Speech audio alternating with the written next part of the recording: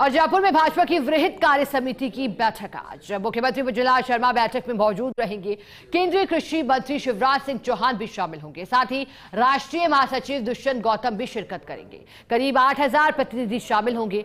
मंडल स्तर से लेकर मंत्री तक के जनप्रतिनिधि शामिल होंगे। 5 विधानसभा उपचुनाव से पहले बीजेपी की बड़ी बैठक है। 4 नए केंद्रीय मंत्रियों का सम्मान और अभिनंदन होगा। साथ ही नवनिर्वाचित सांसदों का भी अभिनंदन होगा। और अब राजस्थान में विधानसभा चुनाव के बाद भारतीय जनता पार्टी की सरकार बनने के बाद ये पहली बैठक कार्य समिति की जो कि वृहद स्तर पर पूरी है, क्योंकि मंडल से लेकर के मंत्री तक के बड़े नेता इसमें शुमार होंगे। और भारतीय जनता पार्टी जहां होने वाले उपचुनाव को लेकर रणनीति बनाएगी, वहीं लोकसभा चुनाव में पार्टी की परफॉर्मेंस पर भी समीक्षा की जाएगी। पार्टी के एजेंडे तय किए जाएंगे आगामी दिनों को ध्यान में रखते हुए। इस बैठक का हिस्सा मुख्यमंत्री विजय शर्मा भी। और अब इतना ही नहीं, केंद्रीय नेताओं की मौजूदगी में रहेगी। उनका स्वागत अभिनंदन किया जाएगा। जो नवनिर्वाचित सांसद इसमें शामिल होंगे, 8000 प्रतिनिधि शामिल होंगे। और ऐसे में माना जा रहा है कि संगठन को मजबूत करने के लिहाज से भी वार्तालाप का दौर चलेगा। और जो 8000 प्रतिनिधि शामिल होंगे, उनके द्वारा भी कई महत्वपूर्ण सुझाव दिए जा सकते हैं, क्योंकि प्रतिनिधित्व उनके द्वारा किया जा रहा है। और ऐसे में संगठन स्तर और ग्राउंड जीरो की रिपोर्ट भी पार्टी के शीर्ष नेतृत्व तक पहुंचाई जा सकती है। भाजपा का महामंथन लगातार पार्टी का जारी है। खासतौर पर अगर बीते 1 माह को देखें तो पार्टी की ओर से कई बड़ी बैठकों का आयोजन किया गया। ध्यान होगा आपको, जब जयपुर में मंथन का दौर चला था, ना सिर्फ जयपुर बल्कि राज्यवार पार्टी ने अपनी स्थिति को देखते हुए, लोकसभा चुनाव की परफॉर्मेंस को देखते हुए राज्यवार ये बैठकें आयोजित की थी, जिसमें प्रभारियों की मौजूदगी में मंथन हुआ था नतीजों को लेकर। और फिर इसके बाद वो रिपोर्ट आलाकमान तक पहुंचाई गई थी, पार्टी के शीर्ष नेतृत्व तक पहुंचाई गई। अब इसी कड़ी में एक और महामंथन, हालांकि इसका उद्देश्य न सिर्फ बीते चुनाव की समीक्षा है, बल्कि अब भविष्य को ध्यान में रखते हुए रणनीति पर फोकस रहेगा। उपचुनाव में पार्टी जीत हासिल करने की दृष्टि से क्या महत्वपूर्ण एजेंडे तय करती है और क्या लक्ष्य लेकर पार्टी चलती है, उसको भी अमल में लाया जाएगा। टॉक से खबर है, केंद्रीय मंत्री शिवराज सिंह चौहान का टॉक के निवाई में स्वागत हुआ है। भाजपा जिला अध्यक्ष अजीत सिंह मेहता के नेतृत्व में स्वागत हुआ। रेल मार्ग से जयपुर जाते समय निवाई रेलवे स्टेशन पर उनका स्वागत हुआ है। भाजपा कार्यकर्ता और पदाधिकारियों ने माला और साफा पहनाकर स्वागत किया है।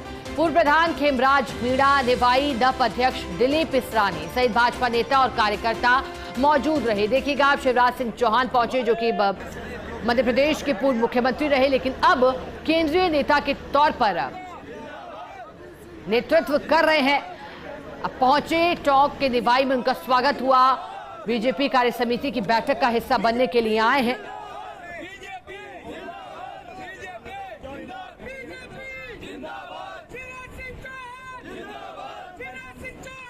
चलिए, अधिक जानकारी देने के लिए हमारे साथ पॉलिटिकल एडिटर योगेश शर्मा जुड़ गए हैं। योगेश जी, बीजेपी कार्य समिति की बैठक, आप क्या मुख्य उद्देश्य रहने वाले इस बैठक के, क्योंकि ना सिर्फ मंडल स्तर बल्कि मंत्री स्तर तक के नेताओं की मौजूदगी इसमें? देखिए शिखा, ये बड़ी बैठक है और खासतौर से 5 उपचुनाव हैं विधानसभाओं के, उससे ठीक पहले ये बड़ी कार्य समिति है। हालांकि कार्य समिति जो रेगुलर बीजेपी का कैलेंडर होता है, उसमें कार्य समिति का प्रावधान होता है कि कितने समय में कार्य समिति आयोजित होनी है। तो कहा जा सकता है उस कड़ी में भी कार्य समिति की जा रही थी। विधानसभा के बाद लोकसभा के चुनाव आए, परिणाम आए और उसके बाद ये बड़ी कार्य समिति रखी गई है, जिसमें तमाम खासतौर से मंडल स्तर तक के नेताओं को, अध्यक्षों को बुलाया गया है। तो एक व्यापक तौर पर आपको ध्यान होगा, लोकसभा चुनाव परिणाम उतने मुफीद नहीं रहे जितनी बीजेपी के राष्ट्रीय नेतृत्व को राजस्थान से उम्मीद थी और प्रदेश के नेतृत्व को राजस्थान से उम्मीद थी। तो ऐसे में तमाम जो कार्यकर्ता है उनको फिर से रिचार्ज करना। सरकार आने के बाद एक तरह से कहा जाए तो मुख्यमंत्री भजनलाल शर्मा का भी सीधे तौर पर पूरी भाजपा के सामने आज संबोधन होगा। राजस्थान की संपूर्ण भाजपा है, उसके सामने वो अपनी बात रखते हुए नजर आएंगे।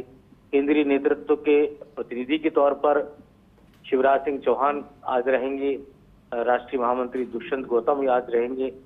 कहा जा सकता है कि जो एजेंडा है वो एजेंडा है पार्टी की मजबूती, संगठनात्मक सुधार, निष्क्रिय कार्यकर्ताओं की जगह ऊर्जावान कार्यकर्ताओं को शामिल करना।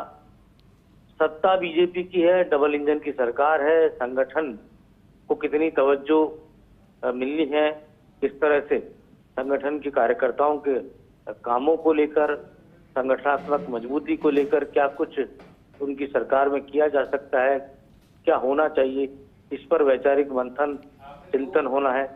और साथ ही जो बीजेपी के तमाम बड़े नेताओं की मौजूदगी में कार्यकर्ताओं के बीच भविष्य में होने वाले निकाय या पंचायत चुनाव से पहले अभी ये बड़ी कार्य समिति है जिसके जरिए हुंकार भरी जाएगी। आपको ध्यान ही शिका की राजस्थान एक ऐसा राज्य है जहाँ पूरे 5 साल चुनाव दर चुनाव होते रहते हैं, चाहे वो विधानसभा हो, फिर लोकसभा आ जाते हैं, फिर स्थानीय निकायों के चुनाव आ जाते हैं, पंचायतों के चुनाव आ जाते हैं, और विधानसभा उपचुनाव का भी एक राजस्थान की राजनीति में एक लंबा इतिहास रहा है।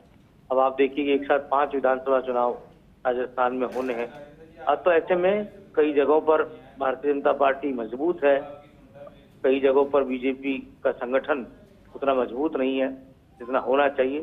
तो कार्डर बेस्ड जो पॉलिटिक्स है जो बीजेपी में हमें नजर आती है, उस कार्डर को किस तरह से बूस्ट किया जाए, ऊर्जा भरी जाए, रिचार्ज किया जाए। शिवराज सिंह चौहान को बुलाने का मकसद यही है कि शिवराज सिंह चौहान वो नेता है जिन्होंने भारतीय जनता पार्टी को मध्य प्रदेश में जीत दिलाने में बड़ी भूमिका निभाई। आप देखिए कि पूरी 29 की 29 सीटें एमपी की बीजेपी की झोली में चली गई।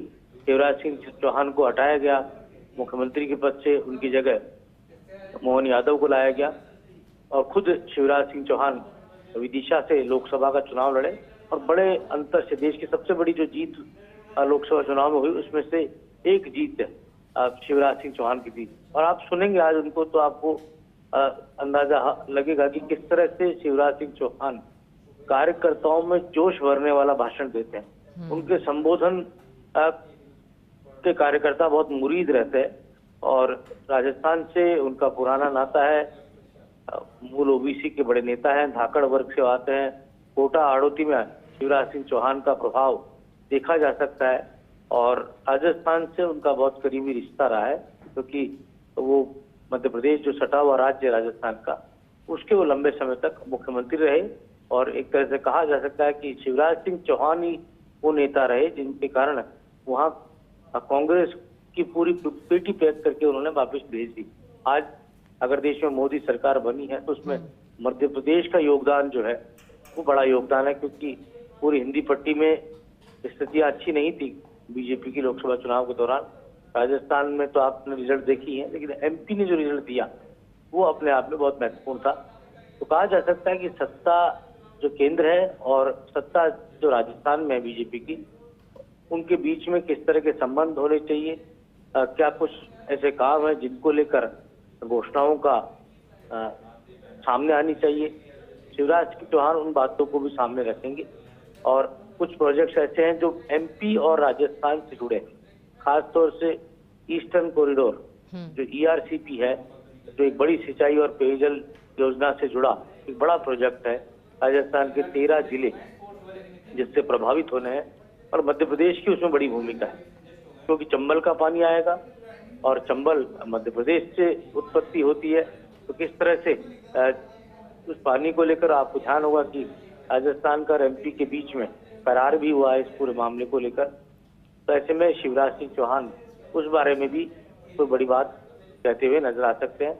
बहरहाल यहाँ पर पूरा जो वैचारिक परिवार है भारतीय जनता पार्टी का, उस विचार परिवार में अब आने वाले समय में कुछ बड़े चेंजेस देखने को मिल सकते हैं। तो ऐसे में अभी तक कमान बीजेपी के अध्यक्ष राजस्थान की इकाई के सीपी जोशी के हाथों में है और उनके नेतृत्व में ये कार्य समिति हो रही है। संभवतः अगली कार्य समिति में कोई नया अध्यक्ष भी सामने आ सकता है, लेकिन अभी जो कार्य समिति है और शिवराज सीपी जोशी ने बखूबी संगठन की क्षमताओं के साथ काम किया और जी वो खुद भी लोकसभा का चुनाव जीते। और बिल्कुल योगेश जी, और आपने बड़ी बेहतरीन ढंग से शिवराज